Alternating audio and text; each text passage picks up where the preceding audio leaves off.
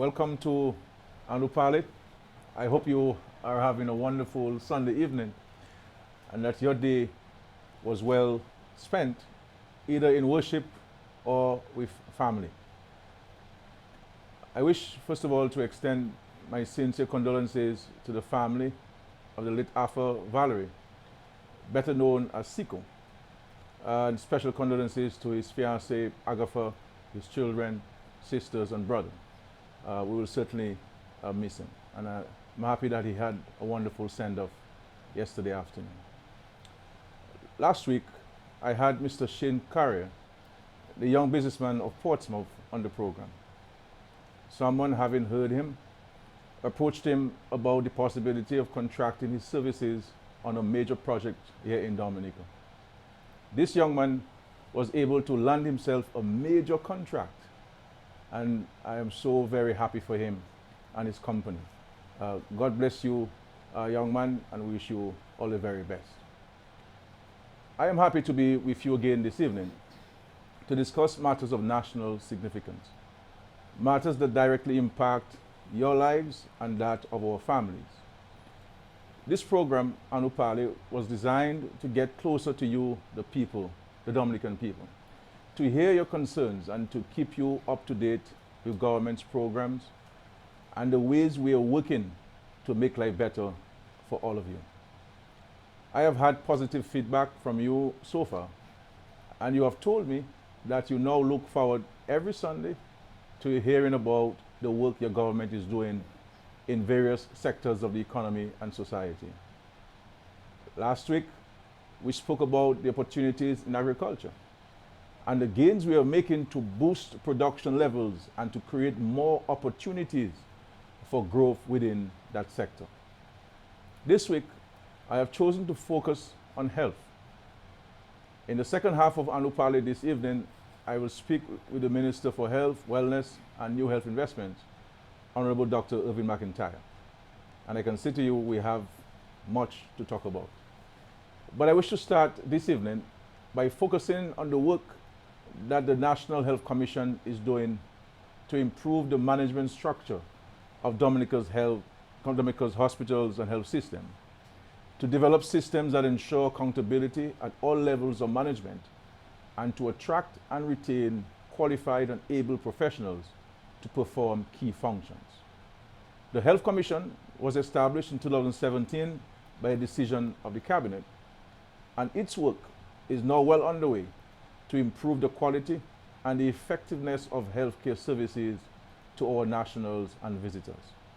Indeed, the fundamental objective of the National Health Commission is to ensure that the common man, that is, every one of you, and indeed every one of us, can benefit from improved delivery of services at all levels of the health system.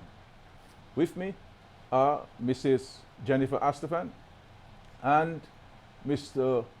His Excellency Illud Williams, our former president. Mrs. Astafan is the deputy chairperson, and His Excellency Mr. Williams, our former president, is a member. I wish to welcome Your Excellency to Anupali, and thanks for accepting my invitation to be here. And also Mrs. Jennifer Astafan. Both of you have worked extensively in the public service and the private sector. Mrs. Astafan, have a very, very long, distinguished career in the public service, and also, as a matter of fact, both of you outside of Dominica shores. So, please welcome. Thank you. Your Excellency. Thank you, Prime Minister. It is in fact a pleasure to be here. We have been working as a commission, as you said, since late 2017. Yes, 2017. But again, because of the hurricane, we had a bit of a drawback. So we really got going in March of 2018 when you visited and delivered the vision for healthcare and health services within Dominica. And as mentioned before in another forum, we have used your vision for the health services, making them better, making them more effective as our guiding light, so to speak. Thank you. Mrs. Astaman, any opening comments, please? Well, first of all, I'd like to say good evening to the listening public and to hope that this program and the series of programs and sensitization will not only focus on hospital care, but will help them to focus on empowerment and empowering themselves to take their own health care, take responsibility for their health care with a focus at the primary care level. Of course, I know this evening our focus is on the hospital because that for us is the most pressing arrangement, but eventually we hope that the transformation will take the focus back to primary care. Thank you very much. But tell the viewing and listening public more about the National Health Commission and who are the people we have engaged to take on this very important task of restructuring health administration in our beautiful country, Dominica. Well, the commission is chaired by Dr. Dorian Shillingford. Some people may wonder because of his age what, but he has a wealth of knowledge, and it's amazing how his memory, I mean, even for things we work together on, he can remind me of what worked and what didn't work, what we tried, what we didn't try. So he has that extensive experience and knowledge and still reads and knows and keeps up to date. I will say to you that if somebody were to ask me to name 10 great Dominicans, Dr. Dorian Shillingford would be one of them. And I would agree with that. Exceptional gentleman who has labored in this country for decades, and he's still at it.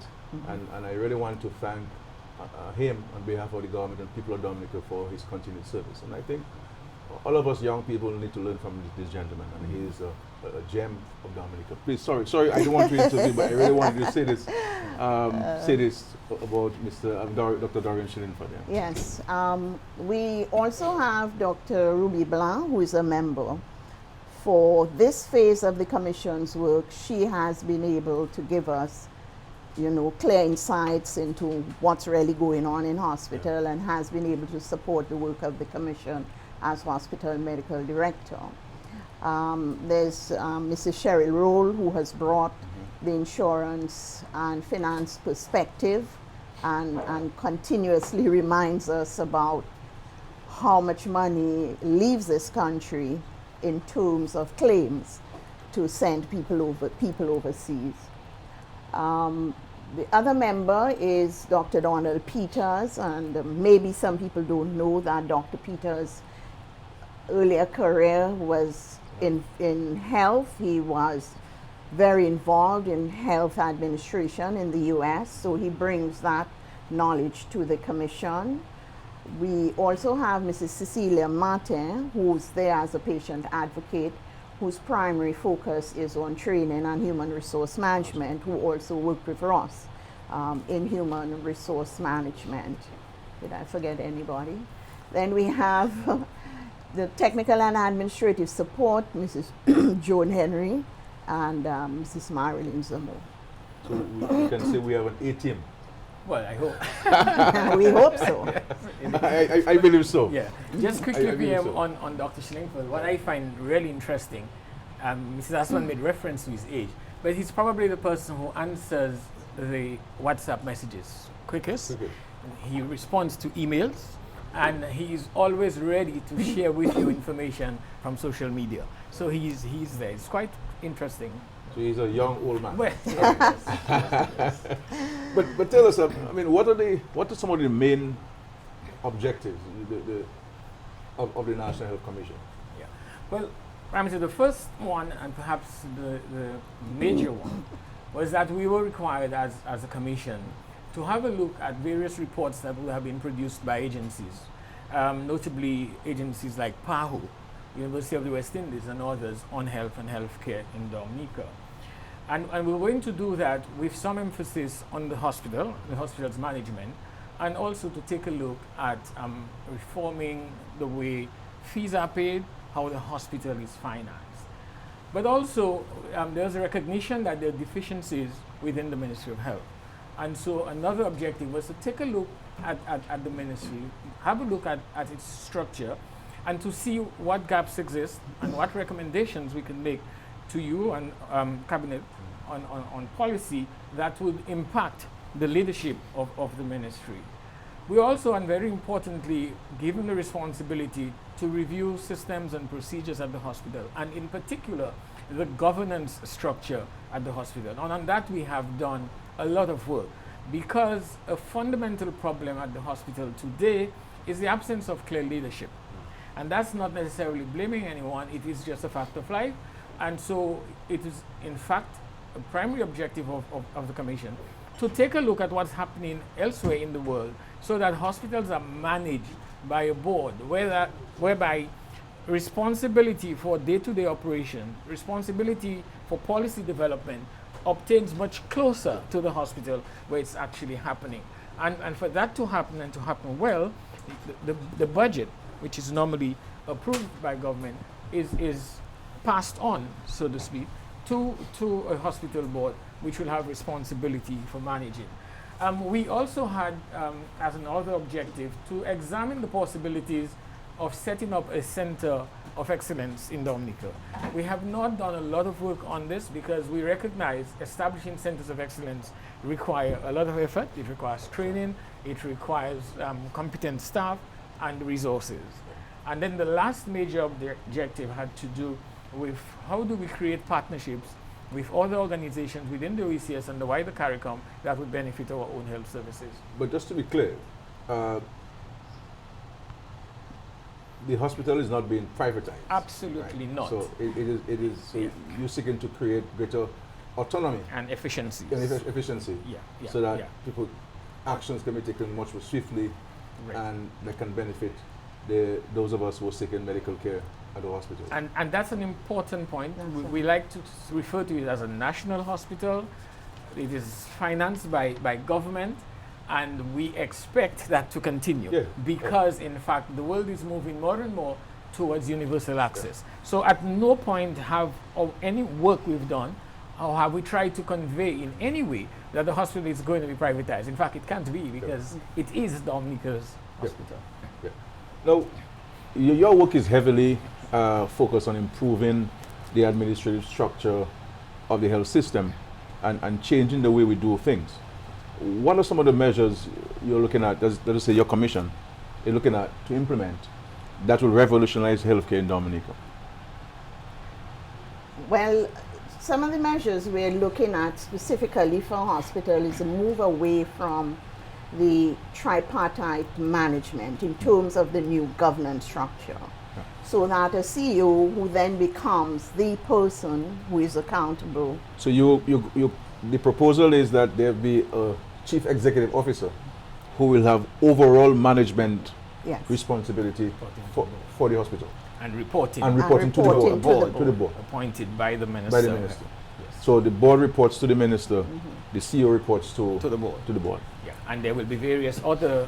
Because as it is now, that's for the executive public's positions. consumption. Information. As it is now, you have many chiefs up there, for want of a better term. And they all report to the permanent secretary. But it gets worse than that, because there are three people who are in responsible positions at the hospital or are in charge, and each of them reports to a different person at the Different ministry. So herein lies the beginning of all the other problems. So we really need to move quickly to address Yeah. this. Yeah. But please, sorry. Yeah, so one of the major changes that will come in the governance will be a human resource department, which will focus on individuals and their training and discipline and engagement and hiring and recruitment. The other major change will be the creation of a department of engineering.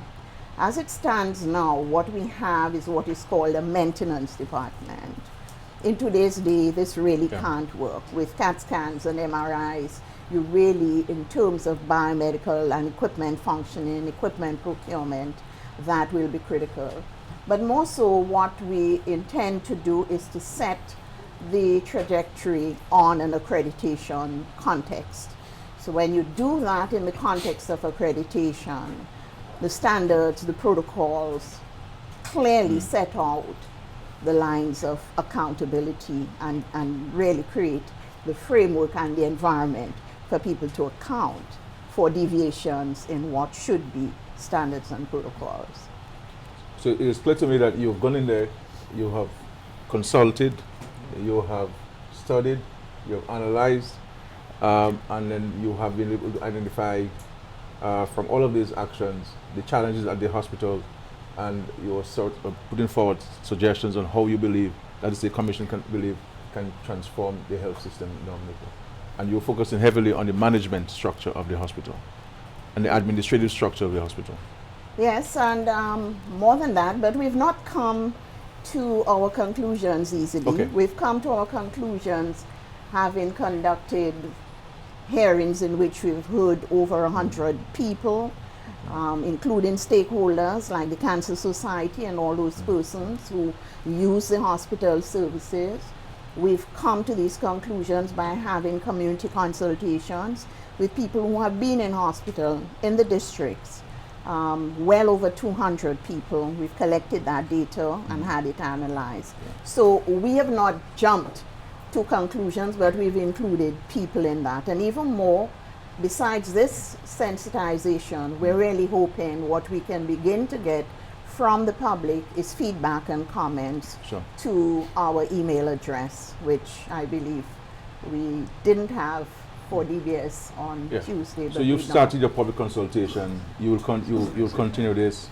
Having done all of this, you will forward recommendations to the cabinet, the Prime Minister, Minister of Health, the cabinet. Now, the cabinet receives those recommendations. We approve those recommendations. We implement them. What will our healthcare system look like 5 or 10 years down the road, having implemented all of these measures? What do you envision? What we're hoping it will look like is exactly set in the context of health as a right. The only public hospital on the island, and the question of payment for service at the point of service will be eliminated. In other words, there will be other mechanisms for paying. So whether you're from Pong, or you're from gutter, or you can't afford, or you've never worked, or your grandmother is 80 and you are 20 but you have a job, everybody who enters the hospital will be treated equally and will get the same care that the person who can afford, who has health insurance, will get. So you said, I mean, we hear complaints. I mean, let's speak candidly. I mean, you know, we're having a conversation among ourselves as the Dominicans. We hear complaints about the delivery of services at the hospital. My friend from Stock Farm, let's say Annie Morency, good night, goes to the hospital, she complains of the challenges which they experience in here. I mean, how do we see these things being fixed? Yeah, you want to go ahead? I think a first important observation, and that we have concluded, has been a lack of accountability. So whether it is, if we can break it down, to a nurse who should have rails on the bed of a stroke patient because that's the right thing to do, that's the unwritten protocol, failing to put that rail and the patient falls over. In the new dispensation, there will have to be a report. Why is it wasn't done? So one thing that would be very different is that staff at the hospital, lab tech, x-ray, doctor, everyone is going to be held responsible against predetermined actions. We are people, we seem comfortable to pick up the phone and call. You ask someone who has a complaint to write, there's a difficulty. We will make that easier. We're saying in the new arrangements, there will be a form. If a technician, a doctor, has to respond to a call, that must be documented. The time the call is made, when the doctor or the nurse or the lab tech responded, what action was taken, how it was taken, the time frame, and that has to be reported. And importantly, going forward, nobody in the new arrangement will have a job for life, so to speak. And by that what I mean, it's not that you come in tomorrow morning to work and you're not sure if you're going to have a job. No, that's not what we're saying. There will be legislation that says if you are a professional working at the hospital, you will have to have your contract of service renewed periodically. And for that contract of service to be renewed, you will have to show that you have done certain minimum number of hours of continuing professional education. You have had to make rounds, you have done them. You have had to do a certain number of public patients who need surgery. That's going to have to be done, that's going to have to be recorded. So essentially what you will see in the new arrangement is that people will be empowered. Patients will know they have rights, and those who work to satisfy these needs will have to report on what they do. So I see the whole emphasis being now on greater accountability at the hospital, and hospitals, and because you have someone right there who is able to ask the right questions, you have to report to the board. And there is another very important provision that's being made, and that is in the draft legislation, and I emphasize draft because Cabinet has not considered it. But can you tell the public which legislation you're talking about? Yes, that's what I was going to do. In the Hospital Management Hospital Authorities Act, there is provision for the minister at any time to request information from the board, from the CEO, on any incident at the hospital. And there is a timeline within which the CEO and the board would have to report to the minister. And we think that's important because the minister may need that information to respond to a question in the House. So essentially what we're saying is we're going to move from a situation where now there is little accountability. And I don't want the public to get the impression as if we're beating on PMH. There's some people that are doing really very good work. What we want to do is to ensure that work is done even better. And just one more thing which will change the face of the thing is, for the first time, the board will have the opportunity to have a public meeting. Once a year we are proposing as well, the board will have a meeting where members of the public will have been able to send questions to the board to be answered. Of course, there will be rules governing this so that you don't have anybody just walking in at any point and asking the question, because the question you're asking may have to be researched. But the whole idea is there's going to be great emphasis on people's power within the context of the new hospital, so that the $27-30 million now being spent on the main hospital, with 77% of it going to staff costs, salaries, wages, allowances. These allowances must not just be paid because we are used to paying them. If you receive an allowance, it must be because you've delivered a particular service at night, and somebody must be able to certify that that service was in fact delivered. And we take it a step further by having an internal auditor on staff who will be able to go back and pull through some of these forms, pull through some of the payment vouchers, and certify they were in fact completed for work done. So you're saying with the Hospital Authority Act, well, once it passes into law, it becomes an act, it's now a bill. It will seek to improve the standards and the efficiency of our health system, particularly at the Dominica China Friendship Hospital. And it will therefore improve the quality of service. Are these things you say? You're absolutely correct. In fact, in the proposed structure, quality and risk management takes on a whole new area of importance. That's going to be there. That's going to be highlighted. There are going to be people responsible for doing that. Yes, absolutely.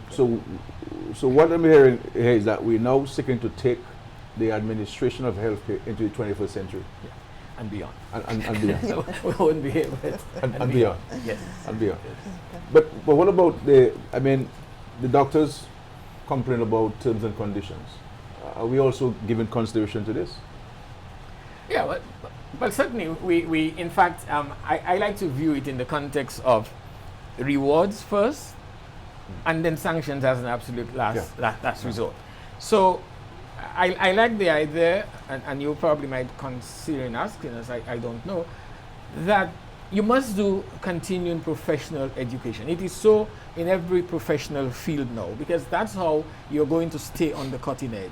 So if you need to have 20 hours, let's say, of continuing professional education, it should not necessarily be left entirely to the doctor to meet that cost.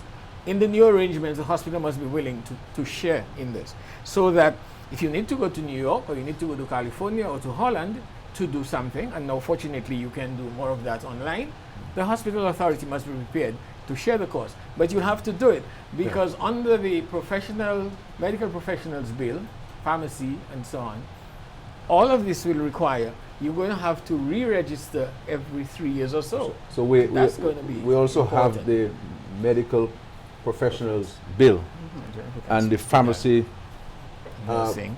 bill and the nursing bill. So there are a number of pieces of legislation that we need to put in place to address the concerns which doctors are raising, to address the concerns which nurses are raising, and to address the concerns which pharmacists are raising. So we're not only looking at patient care, we're also looking at the professional development of all those wonderful people who provide services for the welfare of our citizens.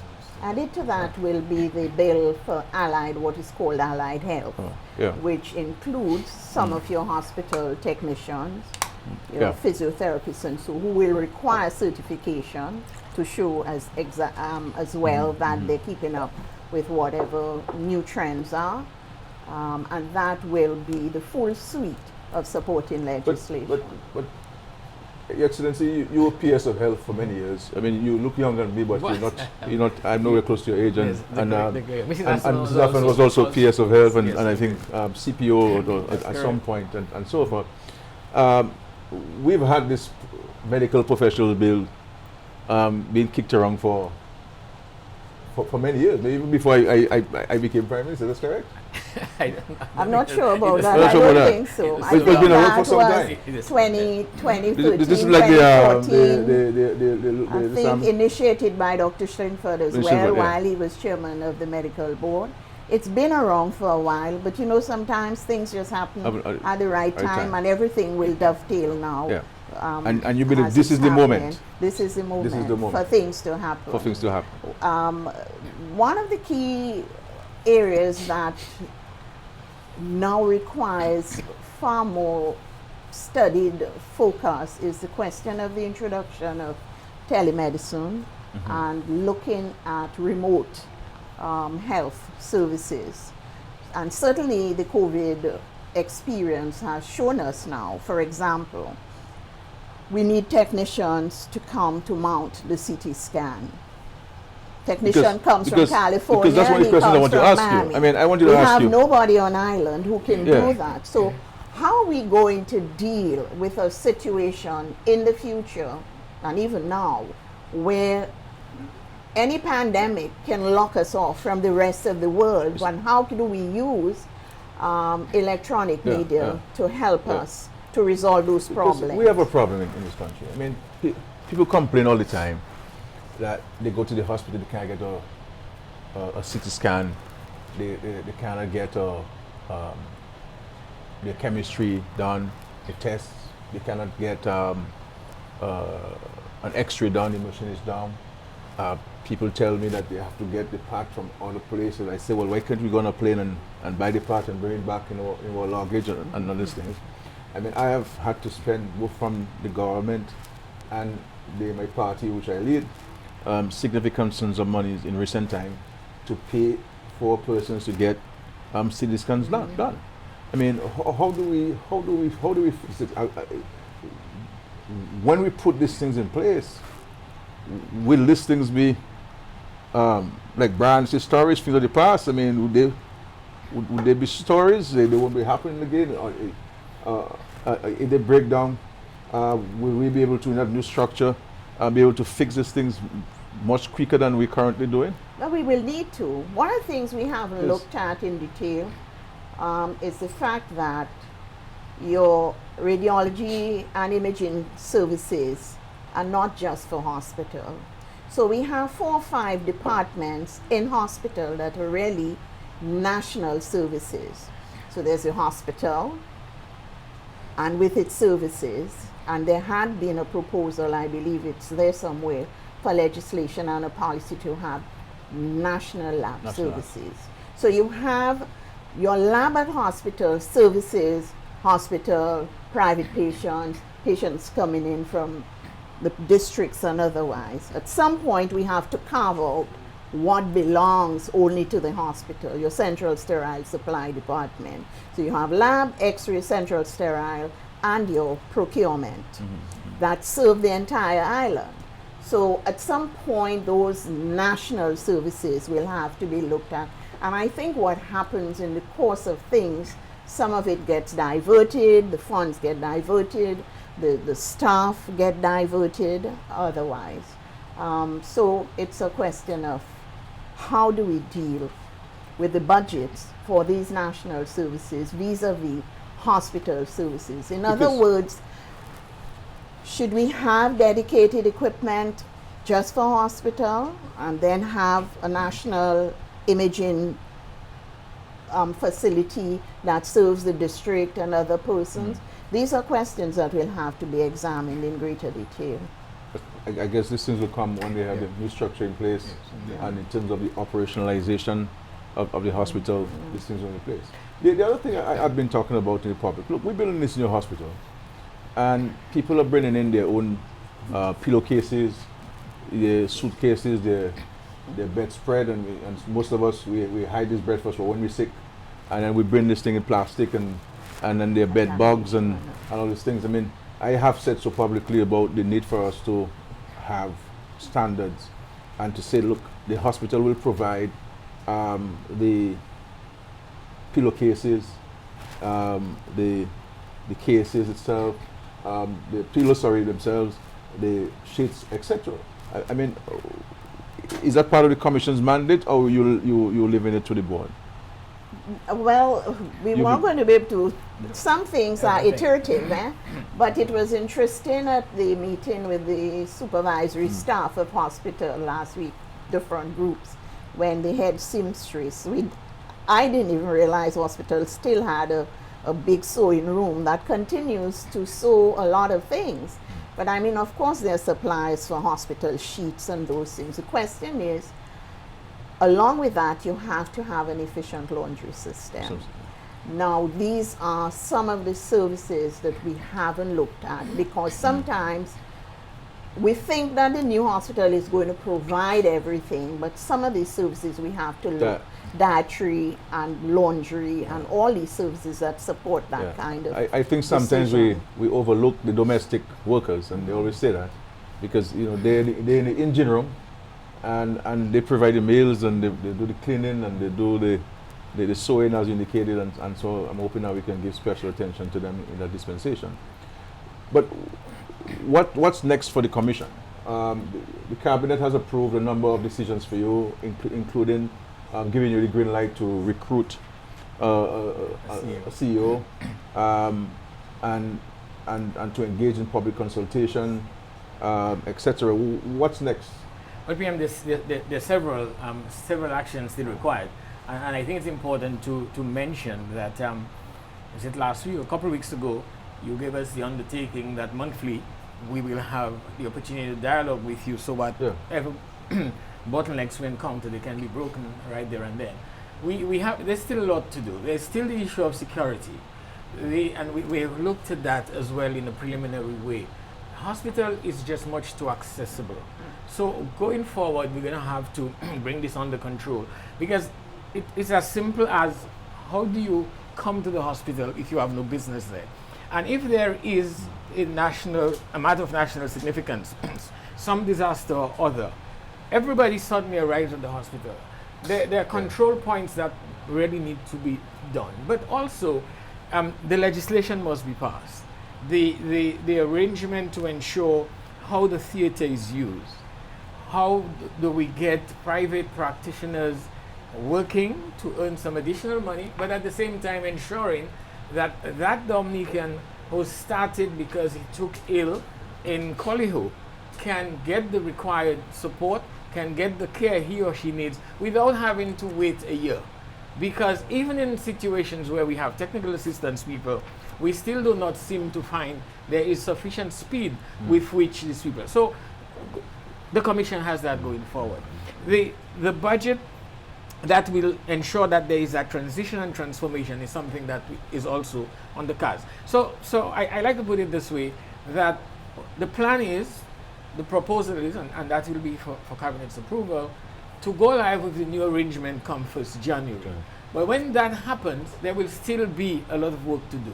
HR for the first time will find that they need to ensure they know what is the capacity of the staff. We will start that work, but we will not necessarily continue. Engineering, we're going to have significant new buildings, 11 buildings, 9 to 11 buildings. I'm not sure at this point which it is because some of them go together. Equipment. And then importantly, if we are buying equipment from GE or from Toshiba or whoever, what arrangements do we have in place? What say do we have in the contract?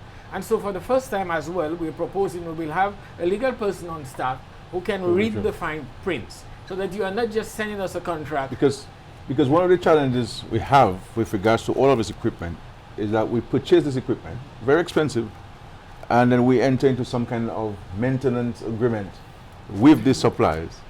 And so if something goes bad or something becomes dysfunctional with this system, with this equipment, we have to wait for them to send somebody from the United States, in most cases, to come in. And now with COVID, we have a problem. So that's where telemedicine, that's what greater use of the internet. And these are some of the lessons we would have learned from COVID, making greater use of electronics. So yes, and also very importantly, a preventive maintenance program. But our engineers, so that's why what is now maintenance must be elevated, must apprise themselves of the details so that when a piece of equipment is purchased, we know what we have purchased, whom we have purchased it from, and what arrangements we have on the ground for maintenance. So it's the proposal really is... We'll come back to the timeline because I would like to ask you a question on the timeline. Is there a question? A call? No?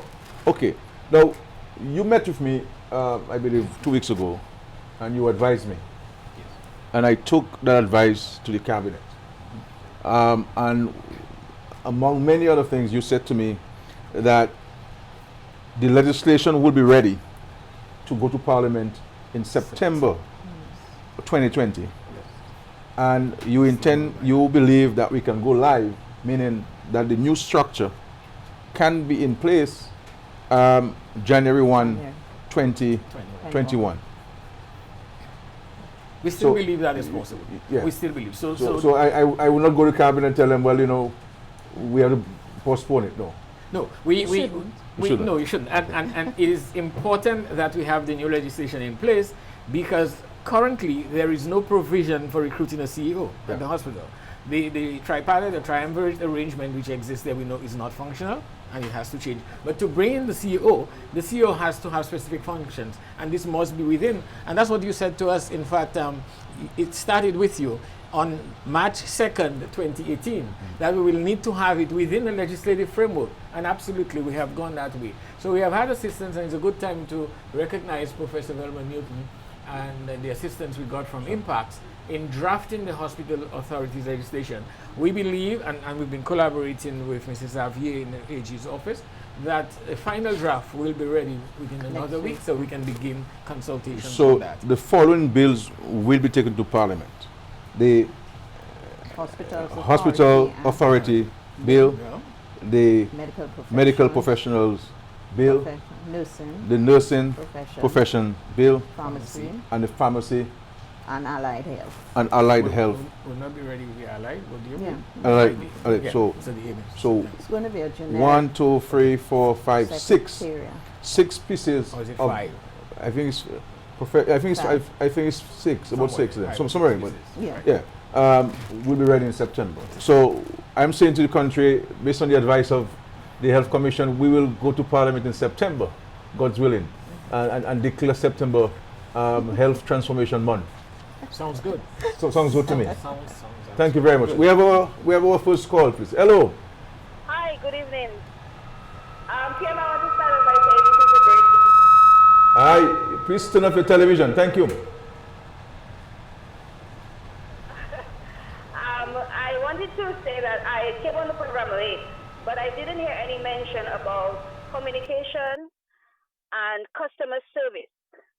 In the last 4 years, I've been a patient at the hospital as many times, and I can tell you of all the great things that have been done, but I would prefer to focus on some challenges I had. and especially in terms of the empathy of the staff. And it might be considered minor to some people, but say, for example, you come as a pregnant woman, but you happen to have a migraine, and you have staff who are not in uniform, who are walking with slippers, and you can hear their feet going tap, tap, tap, and you would say, can you please change your shoes? And they're offended. So this might be considered a minor thing, but if you're a person who has a migraine, it's a major thing, you know? So I think, I don't know if it can be incorporated in your training, but there needs to be something where customer service, it's not only about the technical stuff, knowing what dosage to give, but also feeling the pain that your patients have and showing them that you care about them.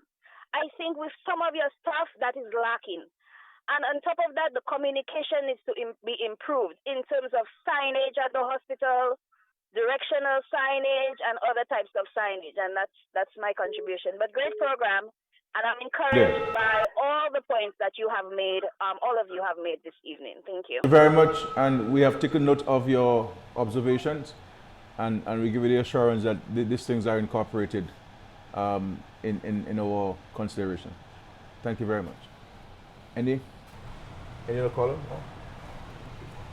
But this is, I mean, health is wealth, as we say, and health is the most important aspect of a nation. I mean, we have spent a lot of money on training and on the infrastructure, health infrastructure. We're building a number of health centers and hospitals, but we all agree that there are still gaps, and what we're seeking to do is to fill those gaps. Not criticizing anybody, not belittling anybody, but recognizing that a lot of good things have been done, but we can still do better. Absolutely. Please, I'm sorry, Excellency. Yes, a call, please. Hello. Hi. Hello, can you hear me? Hi, go ahead, please. Okay, so I have a question. Like, I mean, all the plans and everything that you guys are talking about sounds really good, but I have a question as it relates to people who are in need of services that can't be offered at the hospital. So, for example, I see a lot of GoFundMe's and I see a lot of people going to talk to their poly reps or caretakers. So my question is, well, I have two. The first one is there going to be a hospital administrator who can basically maybe go to cabinet and say, we have a patient who is in need of this service and what can be offered and so on? So that sort of eliminates that sort of red tape.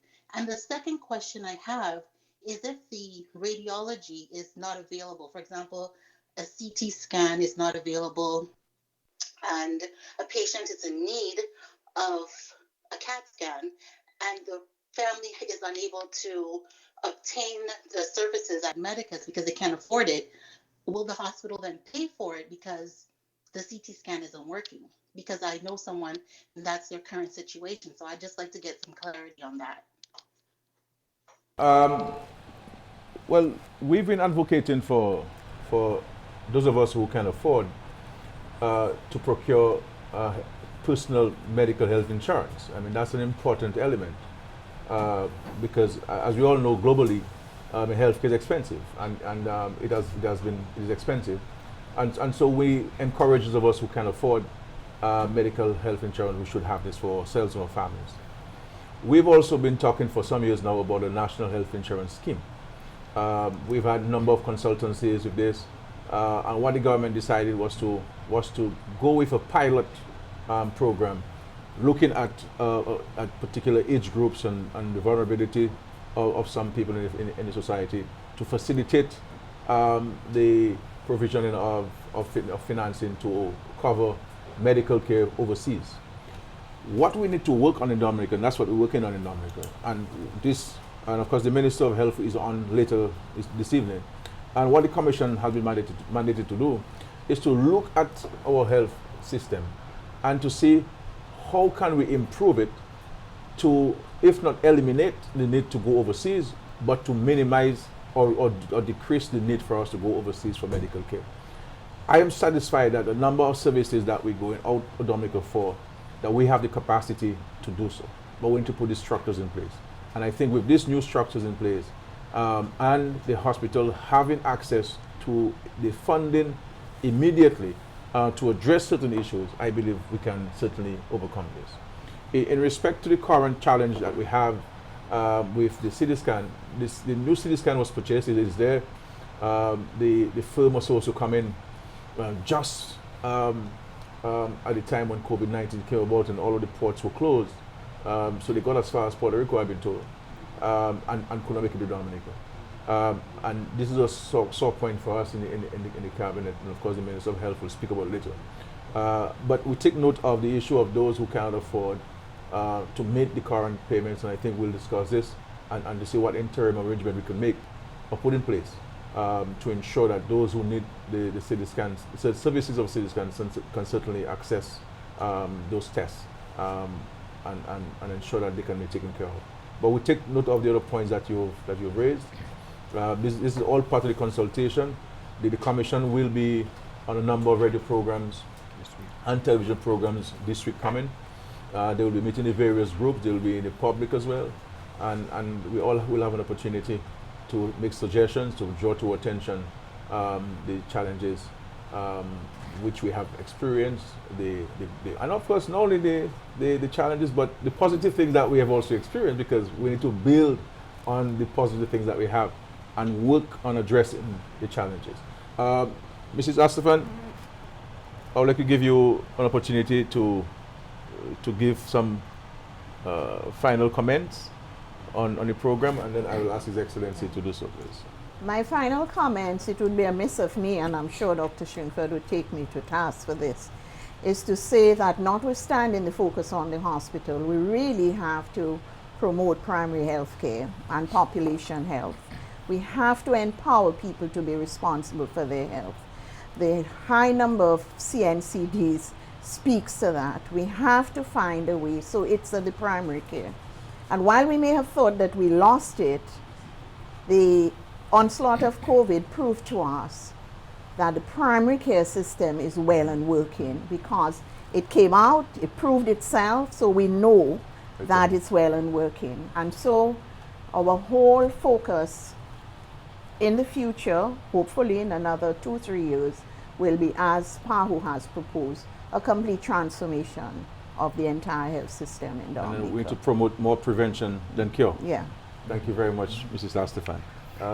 Excellency? So, just quickly, PM, the issue of long waits at accident and emergency is something we didn't have the time to cover, but we are and have looked at how we make greater use of the Roseau Health Center and Foncole, and thereby reduce non-emergencies at the hospital. So that's a piece of ongoing work. I just wanted to mention that. And interestingly enough, when we met unit heads, we had met consultants before, when we met unit heads last week at the hospital, they were all very enthusiastic about the new arrangements, and that of course is a huge positive. And we like to think we are looking towards accreditation, and that means adopting international standards within the next 3 years. So whatever we do, the focus will be looking 3 years down the road, where we will have accreditation in place, and therefore all our actions will be so focused. So that's it, and we continue to do the work. Thank you very much.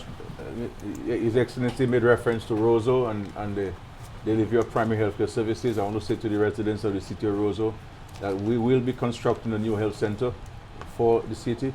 The Roseau Infant School was never built for a health center. It has served us well, but we can no longer have it in the third decade of the 21st century. And of course, we'll address some of the challenges that are currently being experienced, because having people under the trees on the side of the road waiting to see a doctor certainly is unacceptable. And we take responsibility for this, and we shall fix this. I want on behalf of all of you to thank Mrs. Astafan, to thank His Excellency Williams, and the chairman, Dr. Dorian Shillenford, and the membership of the commission and the supporting staff, and of course the Minister of Health, for all of the wonderful work they're doing on our behalf. This is hard work, but it is being done out of passion. I can tell you, I've had the opportunity to engage every one of these members, and they're doing so because they love our country, Dominica, and want to make a lasting contribution for succeeding generations. And for me, I am certainly touched by the commitment, by the enthusiasm, and the patriotism. And I just hope that all of us can have those same attributes and characteristics, and how wonderful our country would be. Thank you very much, Your Excellency, and thank you, Mr. Sapan. Thank you. We shall take a break, and we will come back to you in 2 minutes. Thank you very much. We are in the hurricane season. Here are some tips to keep your families and communities safe. Before a hurricane, ensure that you know your emergency shelters. Contact the Office of Disaster Management for information on shelters closest to you. Have disaster supplies on hand, non-perishable canned food and water, portable battery-operated radios, flashlights and extra batteries, essential medicines, first aid kits, cash and bank cards. In the home, protect your windows. A low-cost approach is to put up plywood panels. Trim branches away from your home and cut all dead or weak branches on any trees on your property. Check into your home and auto insurance. Confirm that policies are valid and coverage is appropriate. Make arrangements for pets and livestock. Develop an emergency communication plan. Make sure that all family members know what to do. Teach family members how and when to turn off gas, electricity, and water. During a hurricane watch, listen to the radio or television for hurricane progress reports. Avoid open flames such as candles and kerosene lamps as a source of light. If power is lost, turn off major appliances to reduce power surge when electricity is restored. Store drinking water in clean jugs, bottles, and cooking utensils. During a hurricane warning, if you need to evacuate your home, lock up and go to the nearest shelter. Take blankets or sleeping bags to the shelter. Listen constantly to a radio or television for official instructions. Store valuables and personal papers in a waterproof container on the highest level of your home. Stay inside, away from windows and glass doors.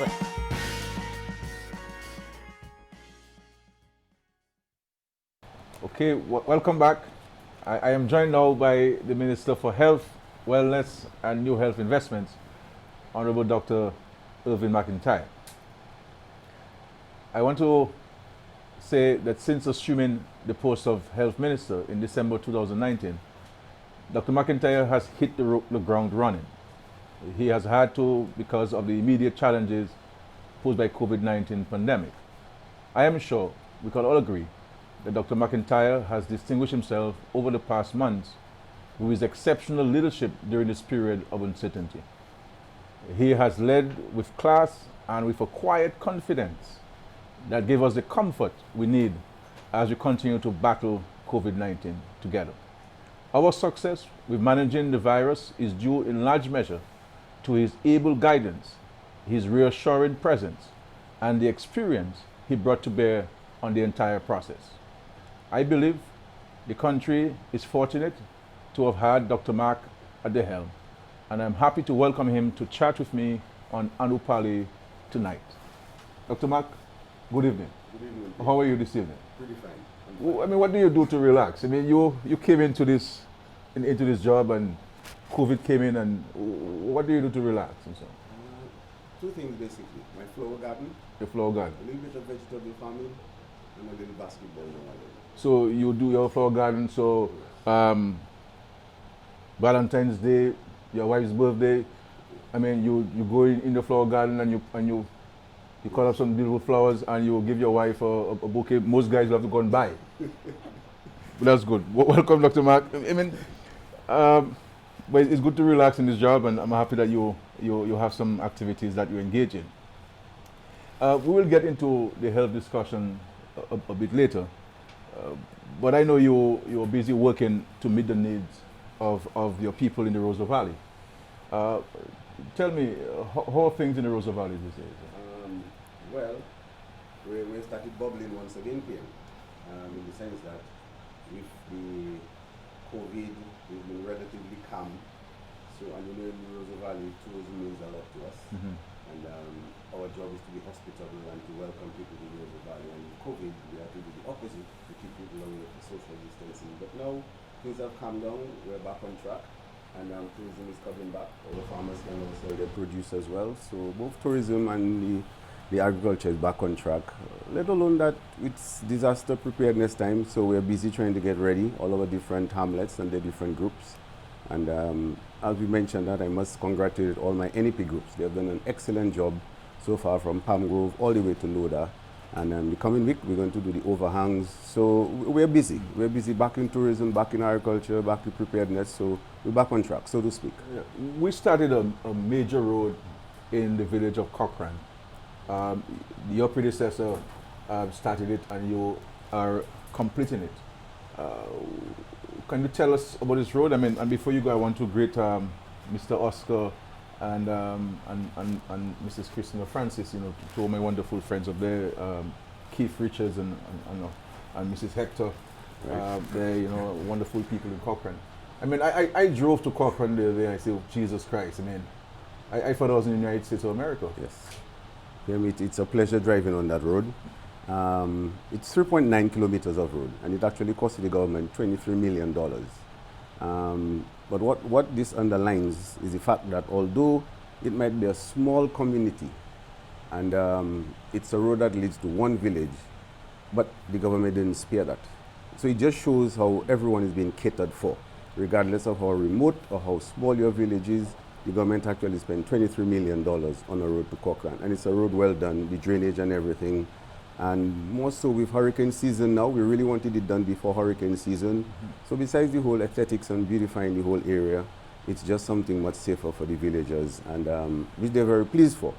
So it's a job well done, and it's a $23 million well spent. So we're really happy about that road. And of course, this road can serve as a potential bypass. Precisely. In the event of any challenges on the Canefield to Poncassi Road, especially at the Antrim area. Yes, and that is important too, because with the land slippage that in Antrim, as you mentioned, and it's important to note that this project started long before the election, and actually we completed it after the election, just to underline the fact that it wasn't a gimmick.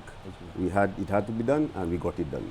So we're really pleased about that. Now, the government has launched a national housing program. Will the constituency benefit? Is the constituency benefiting from this? Oh, definitely. We've benefited in the past, and we're going to benefit again, because right now in Cochrane, although we just mentioned the road, but in Cochrane, we have this pre-Funko house being built. Initially, we had 9 to be built, but because of some little landslide, we're going to get 9 of them being built. And I took a look at them, and they're looking pretty good. They're all hurricane resilient, resistant housing. So that's for the Cochrane. And even next to this, we also have plans of putting some apartments in Cochrane as well.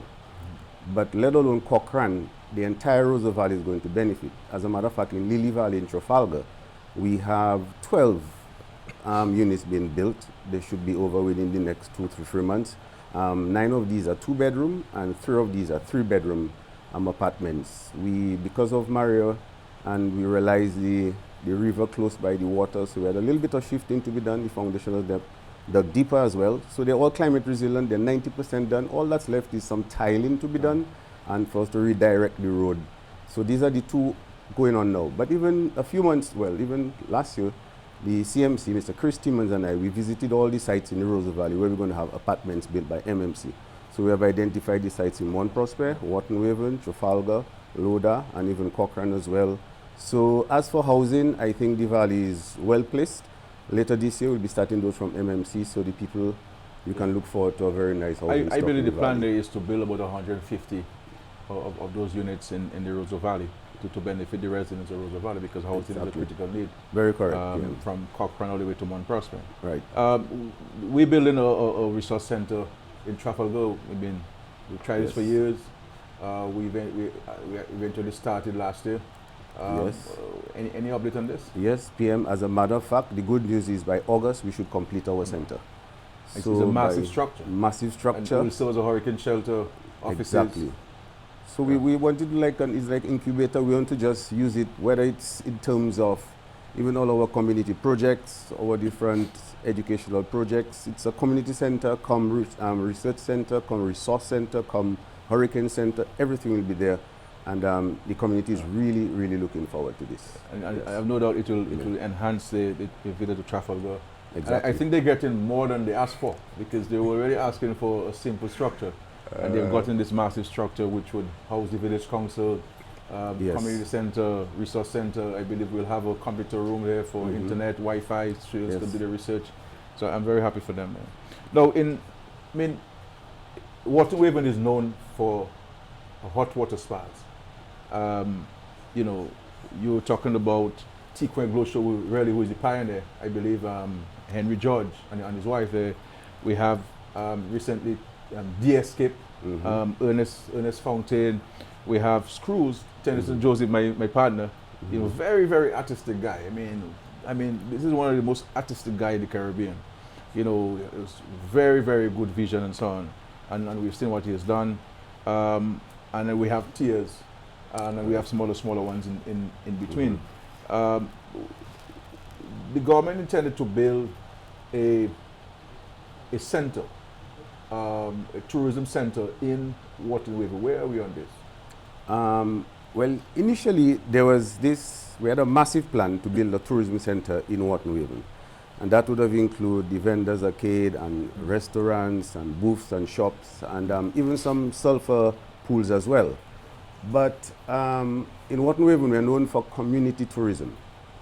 And somehow in the plan, it was defeating the purpose to have little sulfur pools there, which would be actually competing with the people from Water Waven themselves. So we thought, let us just shelve this one a bit and let's come with something new. So what we're going to do in the first phase is to get the vendors arcade, and so we can have washroom facilities so the tourists can be comfortable when they come, and all the vendors, all from Water Waven, will have their different stalls. And it's a very comfortable environment and very nice, beautiful area.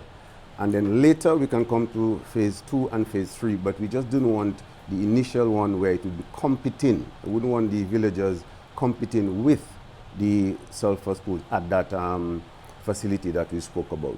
So we're on track with this. Later this year, we'll be starting that program. I think the people are pretty pleased that that's the way we're going to go, rather than to have other people from outside just come and take over those things. We have spent, Dr. Mark, an inordinate amount of money on the Mount Prosper Road. I mean, every time I get a bill from Mount Prosper, I put my hand on my head, because I don't understand.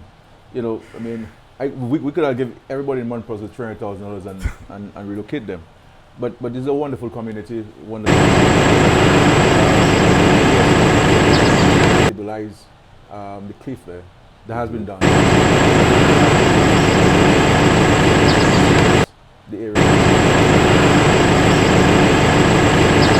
As regards to the area, that cliff that we cut down gradually, we have to start this week. As a matter of fact, that road is costing the government $8.9 million. And counting. And counting. Yeah. And that also underlines the fact that I mentioned earlier as regards to Cochrane and a road for the village. So that's the amount we're going to spend on that road, $8.9 million. We're going to start back next week.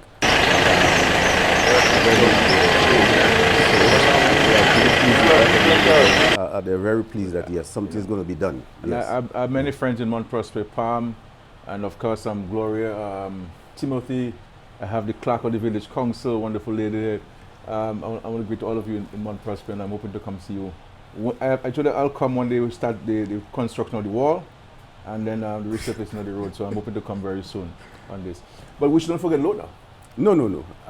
Loda is a lovely scenic village of Loda, and no exception, things are going on in Loda.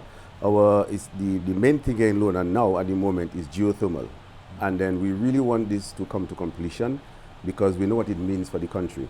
We know that obviously to do business in Dominica you have to consider the cost of energy, electricity.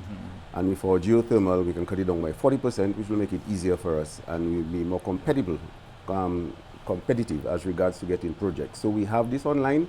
Initially the bid was a little higher. We had to get back to the drawing board as regards to the reinjection, and I think we're right back on track, PM, and things are going as is. And then we have the hotel to construct, the resort to construct. We definitely have our... I see we have started, although not really, the developer has started excavation and of the Yes, that's our sanctuary eco resort and spa. And the interesting thing about this is most of the work being done now, we're employing people from the Roseau Valley. I guess the majority might be from Loda because of the close proximity, but it's employment for the Roseau Valley. And obviously with completion of the spa, you know, agriculture will also fit in right into the sanctuary, the eco resort.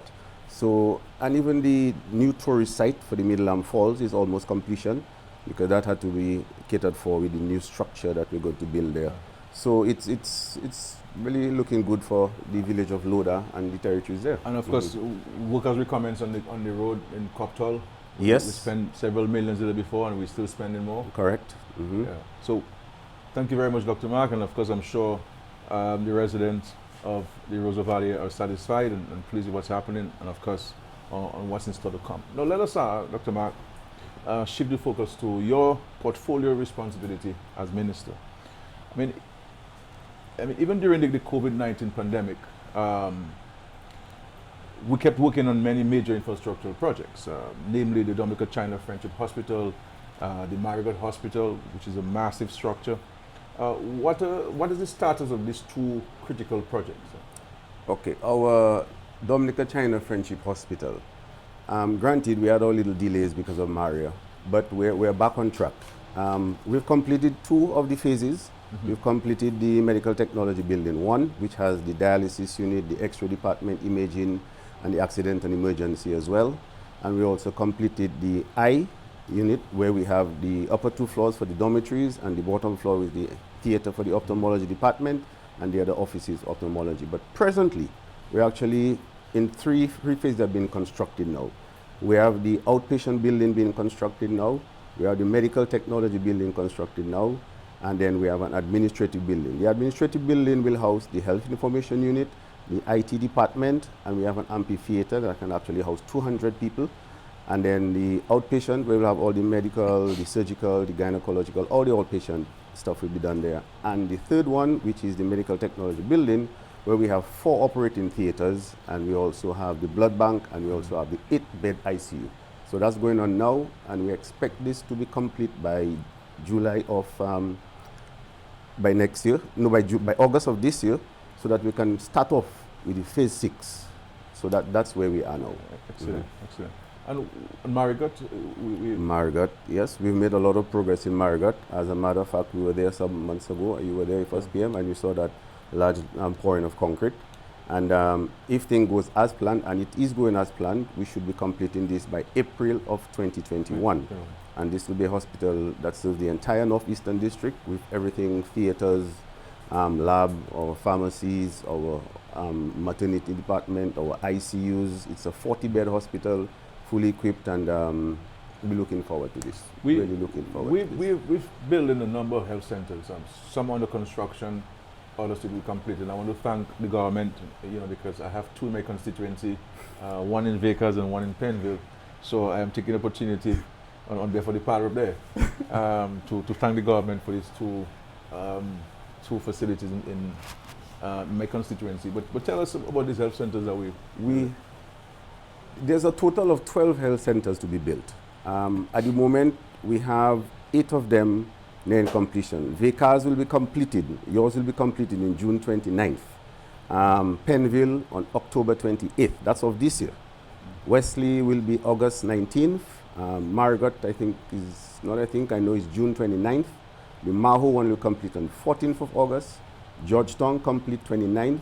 So Georgetown is complete actually. Yeah, complete. And Bellevue Chopin, June 29th, that's fine as well. And Bagatelle maybe September 15th actually, Bagatelle. So these are the 8 ones. As regards to equipment for these, we've actually done the purchase. And because of COVID, we had a little delay.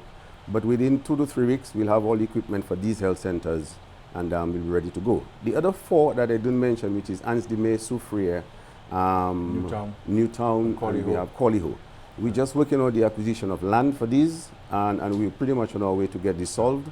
And as soon as this can be resolved, we'll be starting off these. So we're pretty much on track. I want to thank the Lord Bishop for his commitment to facilitating access to the land on Coliho.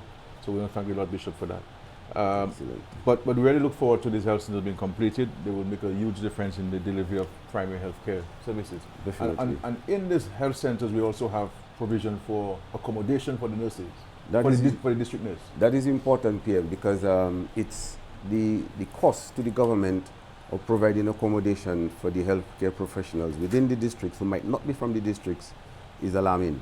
So with these health centers and the accommodation, that should solve a major problem for us. Yeah. Definitely. I mean, earlier tonight, as you know, I met with the health commission members were there, and we spoke about the legislation and the management structures that we're putting in place. Now we're here speaking about the infrastructure. How do you see these things coming together to help improve the quality and the delivery of healthcare services to our citizens and visitors? Well, that is exactly the comprehensive approach that the Ministry of Health has been referring to all along. It's more than just a structure, and it's more than just the healthcare professional. Granted, the structure makes it a more comfortable environment for the healthcare professionals to function under. But let alone this, the administration is a very integral part of this. So not only administration at the hospitals, but administration at the health centers as well, and within the district, because that's the foundation, that's the basis where everything starts from. Mm-hmm. So with all of this accountability that we've been speaking about, the improved structures and the whole, just the attitude of the staff and their comfort level, I think when you put everything together, yes, we can definitely have a better healthcare system. That will include the primary healthcare as well. So it's not just the tertiary and the secondary care, but the primary healthcare, the structures part, the professionals part, everything put together, I think we'll definitely get a better service. Someone sent me a question and said, look, I heard you having Dr. Mark on your program on Sunday. And could you ask him to me, how does he intend on addressing the long wait at the emergency department? People say that they go there and they wait for hours, sometimes 5, 6 hours, and in some cases they even have to abandon waiting. Okay. First and foremost, PM. Is that a fair question by the public? Yeah, it's fair, but I'll explain to you what's happening there. Yeah. First and foremost, we must realize at the accident and emergency department, it's not first come, first serve. Worst come, first serve. So if you come with a little minor ailment, in there the doctors and the nurses might be dealing with an asthmatic in severe distress. They might be dealing with a cardiopulmonary issue that is severe, and so they might not, you might have to wait a little longer. But it's not always the case. Sometimes they might have a point, but generally speaking, the nurses and doctors, they're not just sitting there. They're actually doing things in there. So someone may think, well, I'm here for almost 2 to 3 hours. But yes, there might be a real severe case in there, and the people are occupied, the staff is occupied getting it done. So it's not a matter of how long you've been there, but it's how severe is your case compared to someone else. So we have to consider this as well. Notwithstanding the fact that I think previously it was worse, because now we have 2 medical officers at any one time in the emergency department, something we never had before. So that has made it. They're resident there, so they're there. They're right there. So we have 2 medical officers. But yes, sometimes you can get a little delay. But PM, in all fairness, this is not unique to Dominica. Someone who's traveled elsewhere and you've been to emergency room elsewhere, you wait for hours. Well, I mean, all of us who go to the hospital we're the worst off, you know what I mean? So, but I suspect we want to consider having somebody who can interact with the waiting public to explain to them this, because the nurses and doctors are busy. And to communicate. Somebody made a call earlier to the commission about communication. But we have a call. Let us take a call and come back. Please.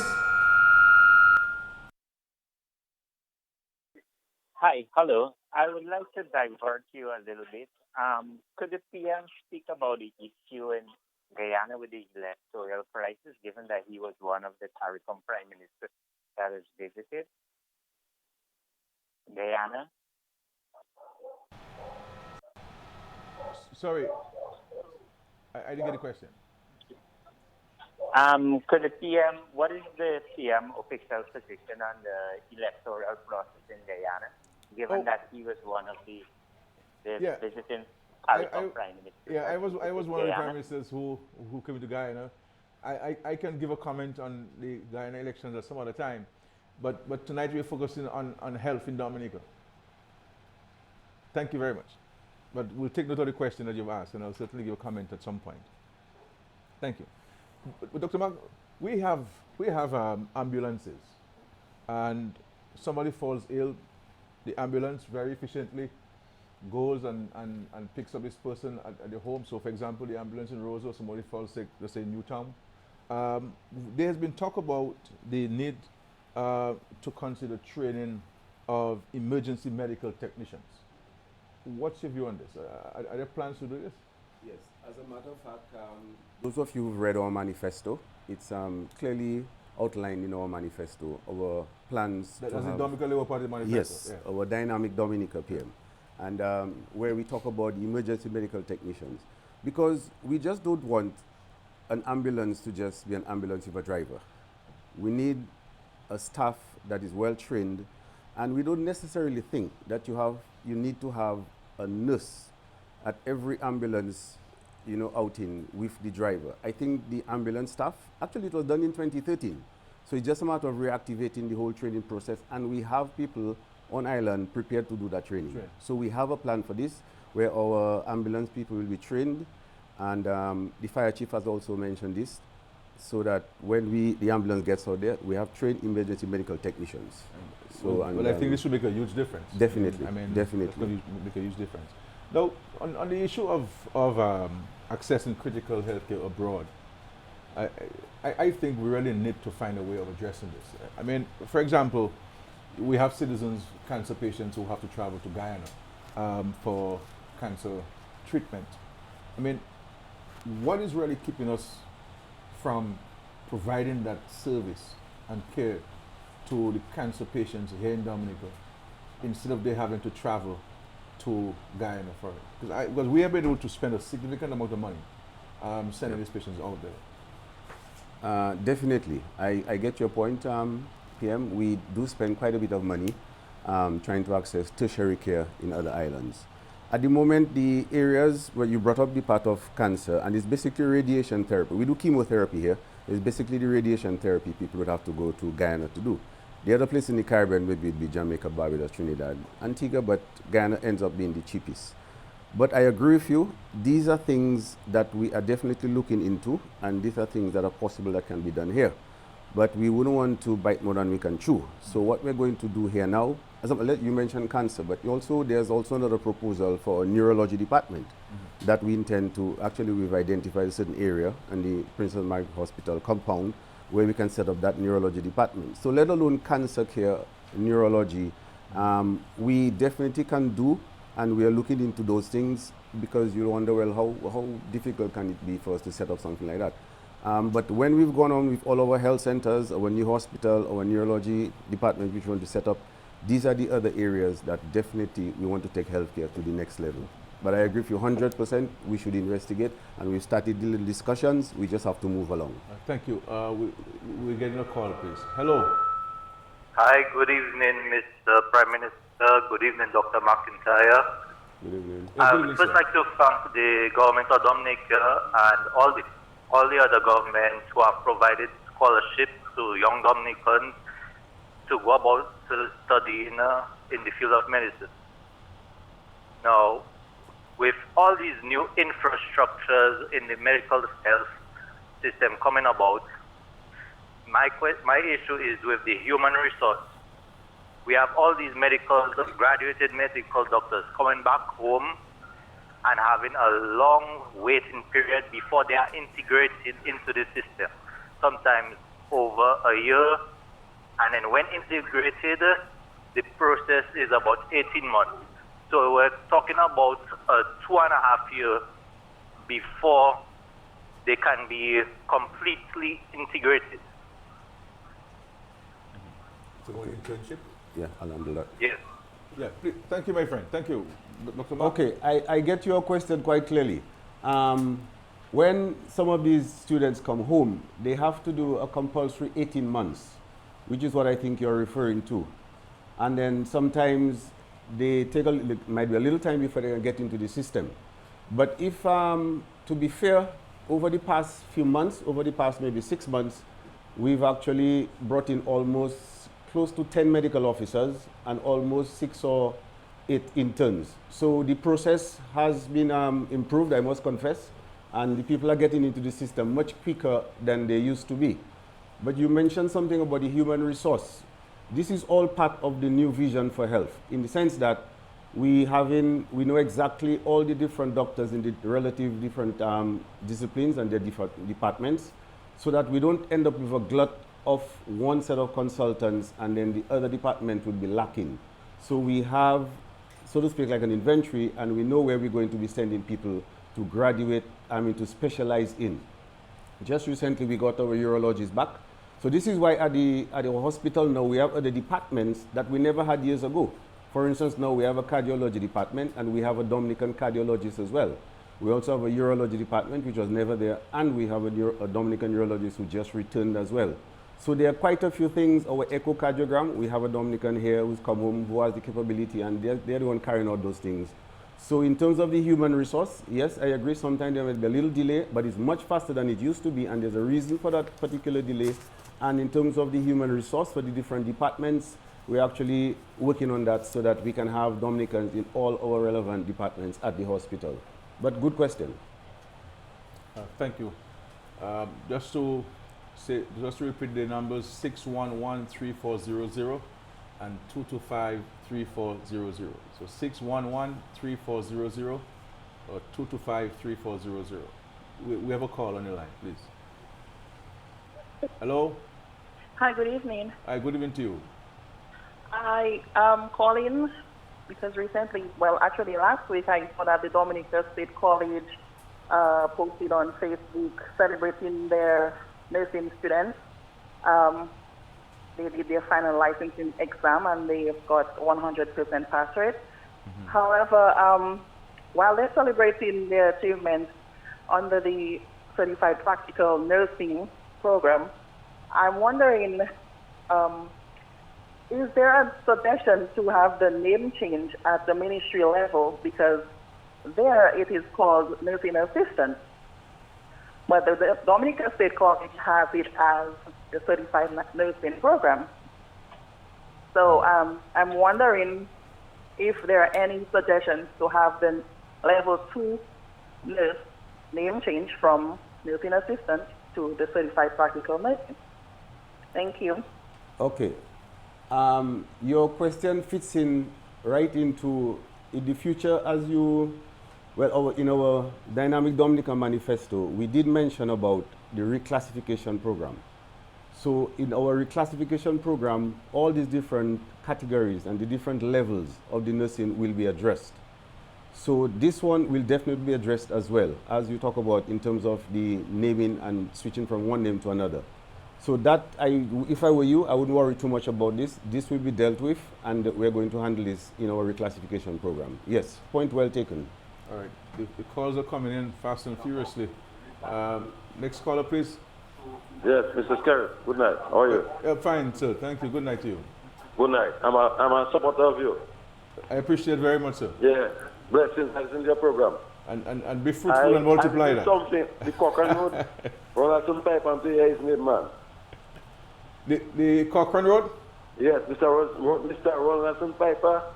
Yeah. He worked hard for the Cochrane community. Definitely. Yeah. Yes, okay. Mr. Piper worked very hard for us, and he's still working very hard for us. Mr. Yeah, I know Mr. Piper very well. Okay. Yes, yeah. I'm telling you. No, I'm my name. I'm Duncan Brown from Musa Trucking in my work. Oh, okay. I know you, man. I know you. Yes, you know me. You know me already. Yes. Of course, my yes. brother. Thank you, Prime Minister. All right, Jagai. I'm big him up for listening. All right, cool. So we'll big up Mr. Piper. Piper. Yes. Yeah, Piper is doing a wonderful job there. Soul there. Yeah, very, very wonderful guy. But Dr. Mack, the issue of I spoke to the health commissioner earlier, and we spent some time talking about the CT scan, the X-ray machines, and like equipment that always seem to be dysfunctional or non-functional rather. How do we propose to fix this problem? Because people depend on this test, on these services. Mm-hmm. So the doctor can determine what is wrong with the sweep, and the cost sometimes in the private sector is prohibitive. I think, PM, there are two ways that come straight up that we have to handle this. One, we need to have an engineering department. These are well, let alone expensive equipment, but this equipment is a high-tech stuff, and we need to have an engineering department in all of the hospitals and other places in the world. They have an engineering department attached to the hospital, so that whenever these things break down, we don't have to wait for long periods of time to have technicians coming from abroad. So that's number one. We need to, granted we have a maintenance department, they're doing a pretty good job, but obviously we have to step up with our new hospital and with our equipment. We need to step it up to a real proper engineering department. Apart from that, where we get this equipment from and the contracts, we need to have proper contracts so that the servicing of this equipment is very important. So these are the two things. Let alone that, every now and then, well, in the past we used to hear, well, this machine has broken down or this machine has broken down. But as regards to the lab, you must have noticed over the past few months, it's a while you haven't heard that the chemistry machine has broken down, because we're setting up a backup system now. As a matter of fact, we have a new chemistry with immunology machine, and then the other ones we have them as backup. So that part of the lab, I think we've rectified that pretty well. It's a while we haven't heard that chemistry machine has broken out of the hospital, because we have a backup system and it's fitting and it's working in very well. But as regards to the other more complex equipment like the CT scan and the MRI, yes, we have to have a better engineering department, and yes, we have to have some better contracts as regards to servicing all those equipments. And I think that way we can definitely cut down the idea that we have to keep sending people abroad every time to have those things done.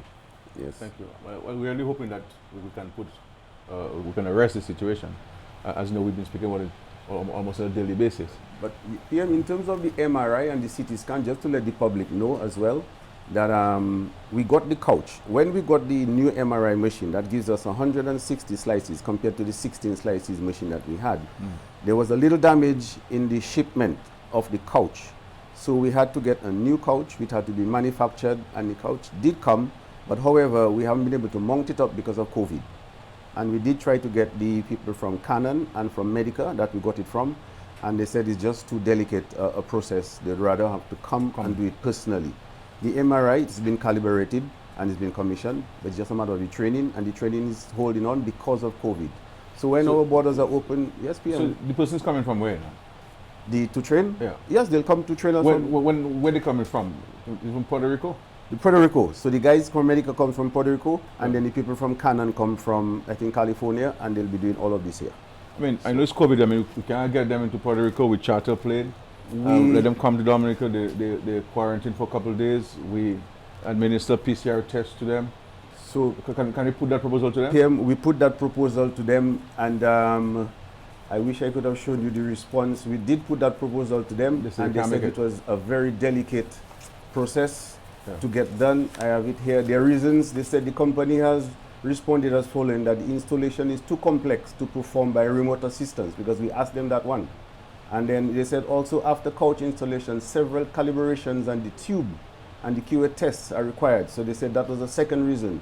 We pushed them again, and they said we regretfully inform you that like medical imaging cannot commit to sending personnel until safe travel conditions. And we kept pushing and pushing to get them here, but unfortunately they stood their ground. Okay. Yes. Dominica has had significant success with the management of a COVID-19 pandemic. And once again, I want to commend you on your team for the exceptional work. Where are we now with regard to COVID-19 nationally? Nationally, it's 82 days that we haven't had a case. And 82 days is quite a period that we haven't had a case. And then we also completed our community-based screening, and we did a total of 800 PCR tests, and we had just a 2.2%, which is basically the lowest in the OECS as regards to cases. And most probably, I think we came second in terms of the amount of cases we did per population. So we have no evidence of ongoing community transmission. It's been 82 days we haven't had a case, and we still continue our surveillance measures just to be on the safe side, because we know it's all about case identification, contact tracing, testing, and we've been doing all of this, and so far we've been successful. Now, the emergency powers come to an end on Tuesday. Correct. The 30th. The government is not intended to extend this.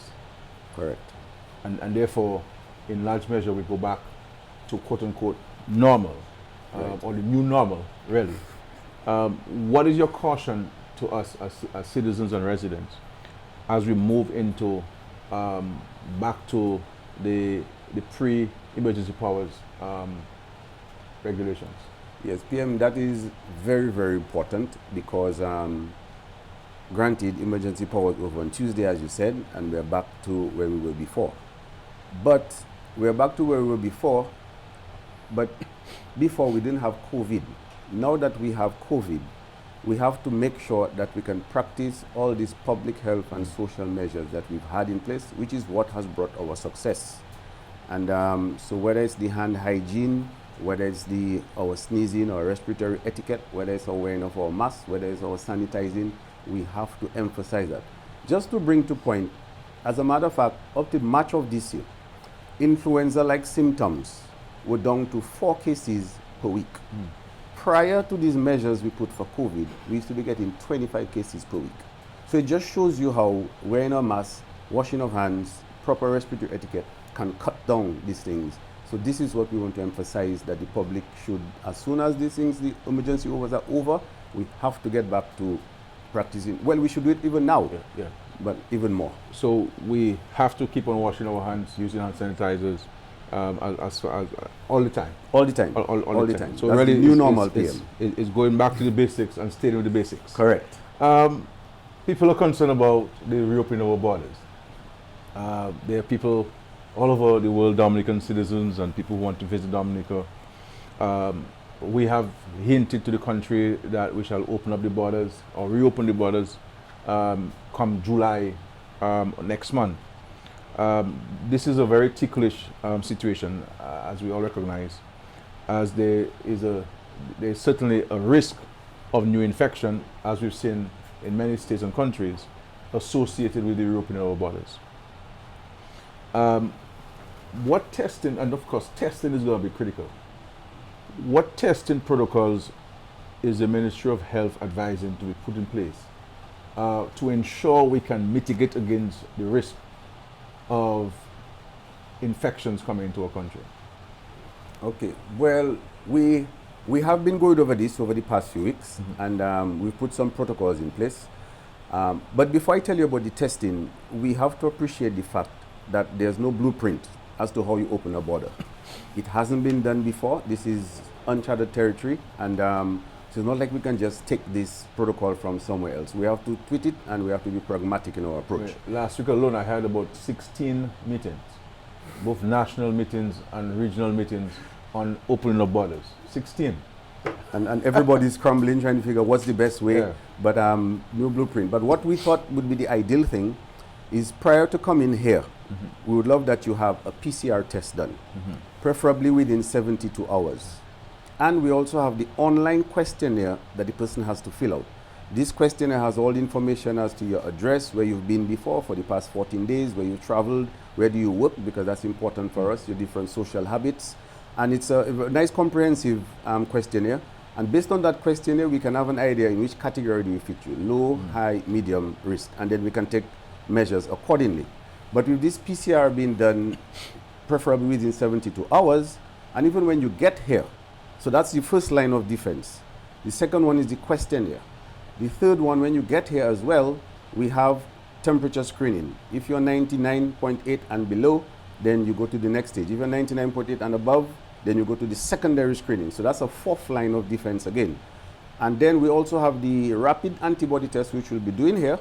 And then based on this, that's another fifth line of defense. So everybody who comes to Dominica will be subjected to a rapid test? No question about that, definitely. So you're coming in before, it's best that you have a PCR test. When you come here, we still do the rapid test. And based on the results of the rapid test, we can decide where we filter you.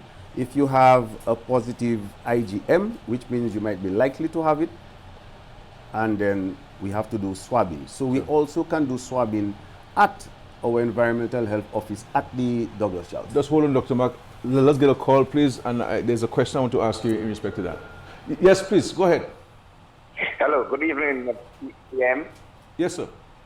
And to the doctor, I want to congratulate your government and the health team for being so effective in terms of managing the crisis and when it comes to the coronavirus.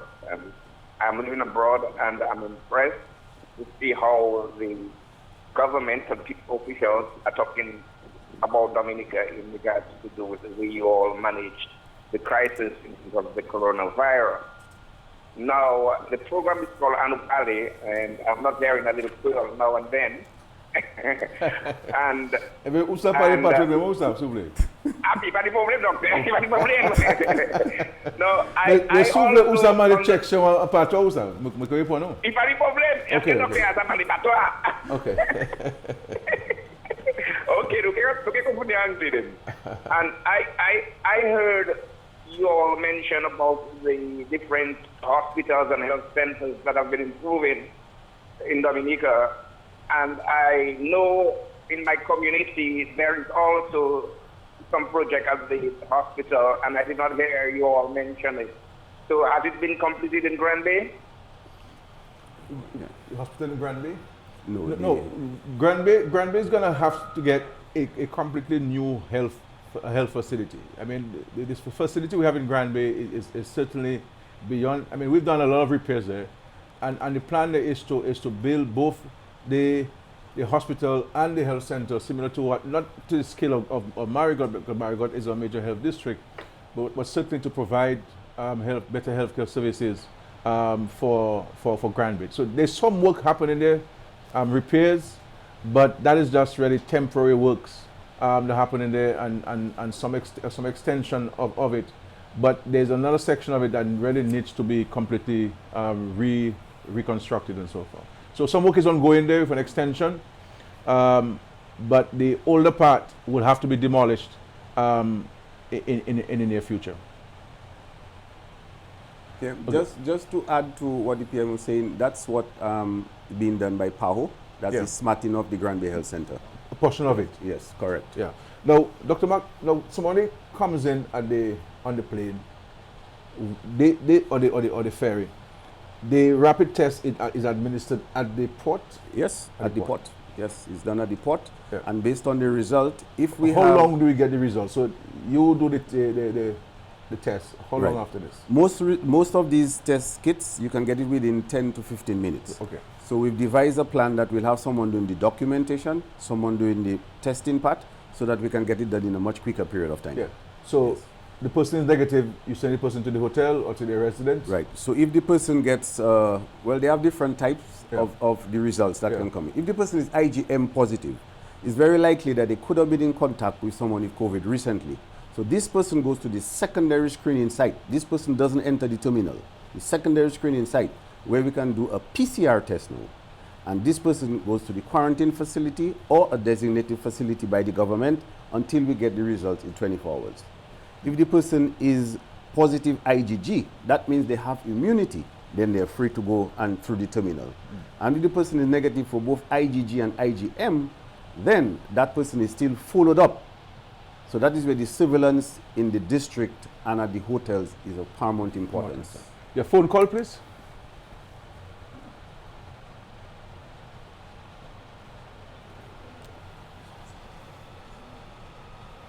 Hello? Okay. Hello? Hello, good evening. Yeah, go ahead, please. Yes, good evening, PM. Hi, good evening to you. Good evening, Dr. Mark. Good evening. I would like to find out about the health center in Saint-Sauveur. What plans do you all have for there? Because we have some renovation to be done in this health center.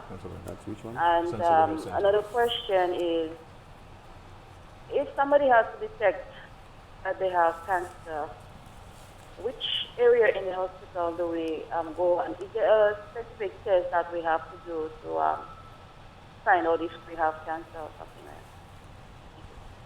that? Just repeat your last part of the question, please. The person is saying if they want to know whether she has cancer or somebody has cancer, which department of the hospital do they go and what type of test they would have to carry out? Okay. But you wouldn't even really have to go to the hospital for that one, because at our health centers in the district, we have screening going on. This is exactly why we have our pap smears being done, So that is a screening that as regards to cervical cancer. Then let alone from the health districts, you can also get your PSA done so that the men can know whether their PSA is high. And these are all screening tests for prostate cancer. So we have those for prostate cancer, we have those for cervical cancer.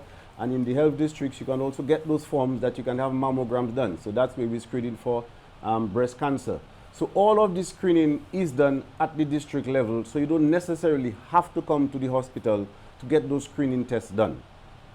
But, and the district system is handling that pretty well. So even if you were to just get to your health centers, all of these can be arranged for you. So that's not a problem. Thank you, Dr. Mack. A caller, please. Question? Good night, PM. What's up? I called. Roy Monbruce. Okay, right. Good job, good job. Thank you. If we have a problem, and I want to talk to Dr. McIntyre about it. Yeah. Sometime before COVID, I had a sitting with my daughter at the hospital, and it was a very bitter experience. We definitely have some doctors that are giving the government a bad news. They belong to the other side, and they don't do their job properly.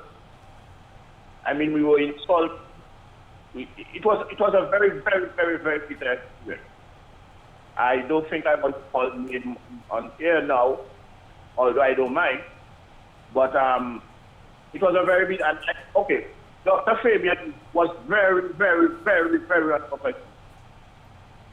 And I think that's one of the situations that we really need to address in the hospital. There are some guys in there that are not taking this serious, just to give the government a bad name. And that has to be dealt with. Thank you so much. Well, we take note of this observation. I'm sure the minister will take note of this and inquire about this particular experience you had at the hospital. Dr. Mack, just to ask you, when our citizens return home, the borders are open, they return home, are they required to be quarantined? Okay, as regards to quarantine, there are different types of quarantine. So they don't necessarily, since we have the PCR before, since we have the rapid test before, we feel confident that we can send these, our Dominicans, to their homes, their residence. However, all of this information goes out to the district team, and the district team monitors them. So it's basically self-quarantine, but it's not unsupervised. It is supervised, it is monitored, and we'll be taking a look at all of these. So yes, they can go home, but not just free for all. We will be monitoring them, we'll be supervising them. So it's self-quarantine, and we'll be but we're only doing that because we had 2 tests already. Yeah. Now, people are asking, people say, well, this thing is costing the government a lot of money to do all of its tests. And they're asking here on the WhatsApp message, is the visitor the one paying for the PCR test? Yes, the visitor will pay for the PCR test. Definitely. Okay. Definitely. And those fees will be published? Oh yes, definitely. Advance, okay. Definitely. Okay. Now, clearly there are some changes we have to make at the airports and the seaports. Have you given consideration to this? Yes. As a matter of fact, on Friday, we had the personnel from DASPA, from Immigration. We also had the Environmental Health. We had the lab. Mr. Jones from the lab was there as well. And they did a complete walkthrough through the ports so that we can decide exactly where the health officer is, where the temperature is being done, where the tests are being done, how do they proceed next to immigration, then to customs, even to come out for the transportation. So we've done an entire walkthrough for this. And obviously we're going to maintain our physical distancing and all the other measures that we put in place so that we can be as safe as possible. We've gone through this, PM. Yes, we have this outlined. Okay, pretty well. Phone call, please. Yes, good evening. Yes, good evening to you. I want to commend Dr. Mack and the Ministry of Health for a very good job. Dr. Mack, I think you have really helped Dominica tremendously, and I'm extremely delighted at that. One of the things I would like to know, when the people do the test, is there a form that you can give issue to them indicating that they have done the test? Or if they have to travel, they can go across with it. And again, a very good job on behalf of your ministry. I wanted to ask something else to do with travel, but I do not think the PM is dealing with that tonight. Because we heard something about Leah being liquidated and a new company is going to come on stream. I don't know if you have time to I speak will on say that. something Thank at you. the end of the program on this, Thank on the Liat matter. As regards to your question, yes, you see like you have an immunization card, and on that card you have your different vaccinations that you've had. So likewise, when we get that test, when that test is done, you can either get a printout of your result, and it can also be put on a particular card for you. So yes, you can show that card. If you were to travel, you can show that card that you did have that test done, and it will be documented, stamped, signed from our district teams.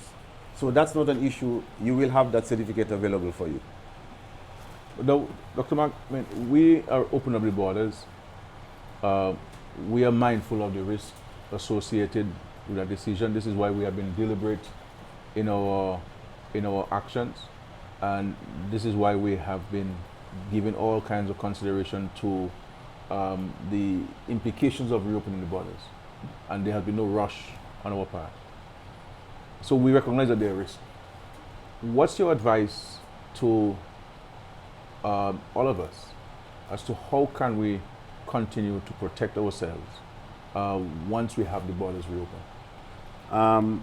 So as I mentioned earlier, opening of the borders, PM, you have to appreciate the fact that the chance of importing a case is real. It's happened all over the world. Dominica is no exception. If we open the borders, the chances that someone going to slide in is real. So to mitigate that, that is where we have to continue practicing all the public health and social measures that we've been discussing all along.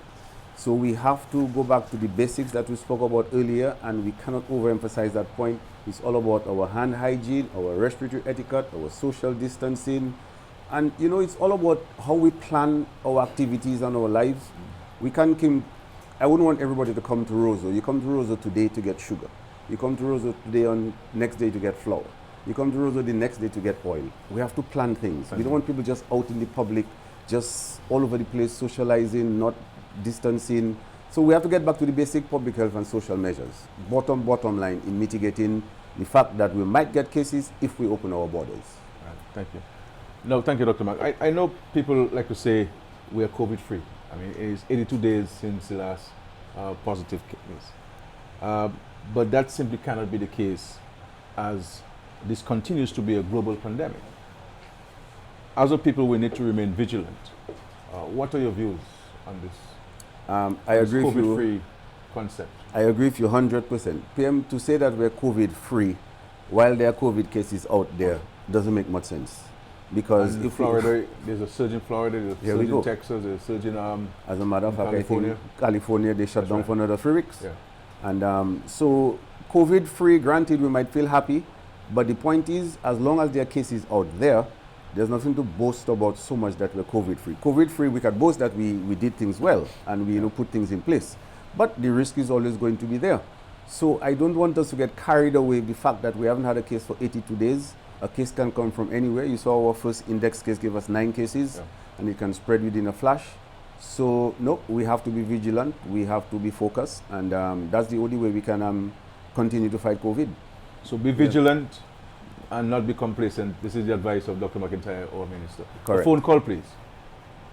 Hello, good evening. Hello? Hello, good evening. Yes, sir. PM, good night. How are you doing? I'm cool, thank you. What about you? Good. Very good. I just want to congratulate the COPEL doctor, Dr. McIntyre. I remember when my mom used to go to the hospital, we used to call to find out whether Dr. McIntyre is on calls or not before she went to the hospital. So, Doc, you have been doing a very good job, and you are one of the best ministers of health we have ever passed through. Thank you. Good night. Thanks, Copel. Thank you very much.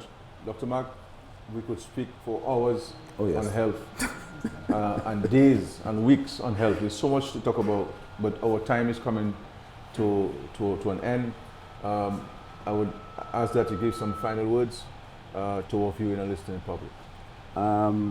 First, I really want to thank the public, the part they have played, because granted, the government, the Ministry of Health, the system, we've put things in place as regards to fighting COVID, but had it not been for you, the public, adhering and following the guidelines that we put forward, it wouldn't have we wouldn't have had the result that we had. So I really want to thank the public, and I congratulate the public, the effort and the energy they put into. I remember those earlier days when Roseau seemed like a ghost town, and that's how we flattened the curve. So you, the public, you did an excellent job, and we're really grateful and really thankful for that. Secondly, our frontline workers, no words to express our gratitude. You've done exceptionally well, and we're pleased. We're very, very pleased. And the way that you've carried out yourself, it was a great sacrifice. A lot of you had to put into, but you did it. And you did it for the better goal. You did it for the country and the Ministry of Health and the country on a whole. The government is really pleased, and we thank you for all of this. So the public, you played a part. Thank you very much. The frontline workers, you did play a part. Thank you very much. And tonight, I just want to mention also the pharmacists that we've forgotten once or twice when we mention frontline workers. I just want to emphasize, yes, you, the pharmacists, we have you on board. And so you're all part of the fight against COVID. So we're very pleased about that. And thirdly, we have to continue what we have been doing. That is the bottom line. You have to continue. We are putting everything in place as regards to testing, how we open our borders. We're going through all the precautionary measures. But you, the public, stay on board, do what we're asking you to do, and we can do it together. Thank you very much. I wish to thank the members of the commission who joined me tonight, Mrs. Jennifer Astafan and His Excellency Edward Williams. I look forward to their recommendations as we make the necessary changes to our health system to ensure that all of you are better served. I also want to thank the Minister for Health, Honorable Dr. McIntyre, for his contribution tonight. This government remains committed to the delivery of healthcare that addresses patient needs and ensures patient safety in a timely and efficient manner. We're also working to promote a more equitable and people-centered system that considers the needs of every Dominican. With our recent gains in infrastructural development and with planned adjustments to the administrative structure, I believe we are well on our way to seeing an improved health sector. I wish once again to thank the many frontline workers who toiled to keep this country safe during the COVID-19 pandemic and who continue to perform their functions in the best interest of the Dominican people. Thank you for your tireless efforts. Next week Sunday, I want to look at the public service and the police service and appointments in the public service. Many people complain about the length of time they have been acting in certain positions or remain on temporary employment. Teachers are in the service for 15 and 20 years with no appointments. There are some public servants and police officers who complain about being bypassed for various positions within the establishment. Next week, I shall have the Secretary to the Cabinet, Ambassador Steve Farrell, and the Acting Chief Personnel Officer, Ms. Corinne Privot, to speak to those matters. I have also extended a cordial invitation to Mr. Thomas Litter, the General Secretary of the Public Service Union, PSU. I await his favorable response. Please remember, you can send questions that you want to answer on one-on-one at, what's the email address? At anupale.com. I also want to hear your suggestions on how to make improvements within the government service. I want to hear from you, my dear friends. So thank you for joining us. But before I leave, I want to make a short statement on LIAT. The majority shareholders of LIAT met yesterday morning, Saturday. That is Barbados, Antigua and Barbuda, St. Vincent and the Grenadines, and Dominica. And we received a report from the Board of Directors drawing to our attention certain issues confronting LIAT 1974 Limited. One of the recommendations is for the winding up of LIAT 1974 Limited operations and to seek to create a new entity to ensure continued service in this region. These are extraordinarily difficult times, and there are certain actions which must be taken. But I will say that we will all agree that LIAT 1974 Limited has served Dominica well. We've had challenges in the past with delayed flights or cancellation of flights, but we have to say that LIAT has been good to us, not only in Dominica, but the entire Caribbean. And I am convinced as a regionalist, as an integrationist, that whatever new entity comes up, that the people of Dominica must provide whatever support we can within our means to ensure that we can have intra-regional travel. LIHAT has shown its capacity, its abilities, obviously confronting challenges pre-COVID and certainly worsened in the COVID period. And the next step is to have a meeting of the other shareholders so concrete, decisive actions can be taken and a number of attendant issues that we have to deal with. But let us not give up. Let us not be daunted. We should not be despair. We should not despair at all. In terms of challenges, leadership must step forward, and this is what we're seeking to do. And each of us is a leader in our own right. You have a job. You should be diligent as you should be, and let us be positive citizens in this country. Negativism is not going to get us anywhere in Dominica. What we need is people who are committed to working, focusing on issues that are pertinent to the welfare and well-being of our citizens. And this is what my commitment is to you, the people of Dominica. It is not easy, but we have to continue to persevere. And in every disappointment, there's a blessing, and we have to now pray to God that He shows us those blessings and that we can take advantage of them. And so let us ensure that we work together so that our tomorrow can be better than today. God bless you. God bless our country, Dominica. God bless your families. See you next week, Sunday. God's spare. And those of you who are asking whether Skerrit will have a time to be on the program every Sunday, as long as I'm in Dominica, I will show up, because this for me is one of the most important, if not the important part of my job, to hear from you and we can exchange views on national development. This is our country, this is not mine alone. I have a role to play, but you have a role to play as well. And tell us as it is. If you like something, say it. If you don't like something, tell us what you don't like, and how can we replace what you don't like with something that you like, that can benefit you, benefit your family, and benefit our country. Thank you. God bless.